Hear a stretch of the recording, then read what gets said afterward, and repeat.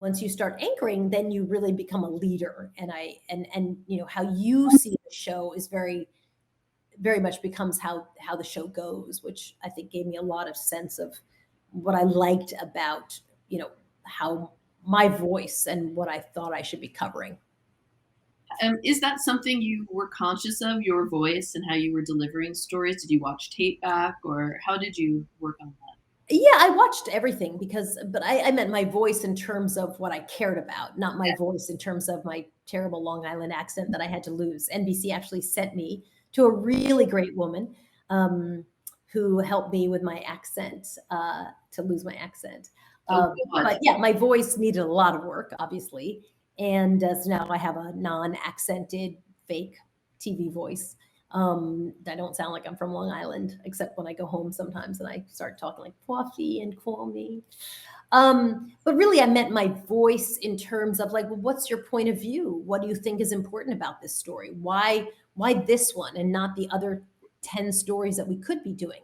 You know, I think sometimes in journalism today, um, the New York Times does this a lot. They'll say, well, we don't make the news. We just, and you're like, well, actually, you kind of do because you help elevate those things that you think are important. And it's not a listen, we're just going to do a blurb on actually every single thing that's happened. We don't. We decide. We say of these 75 things, here are the 20 that we think are interesting, and of those 20, here are the 10 that we think should be in the newscast, and here are the 3 that we think are worth following. Like we definitely help shape what people think is important. And so, it's always been my argument for diversity, because I think different people and different experiences and different voices often think different things are important. So I've tried to always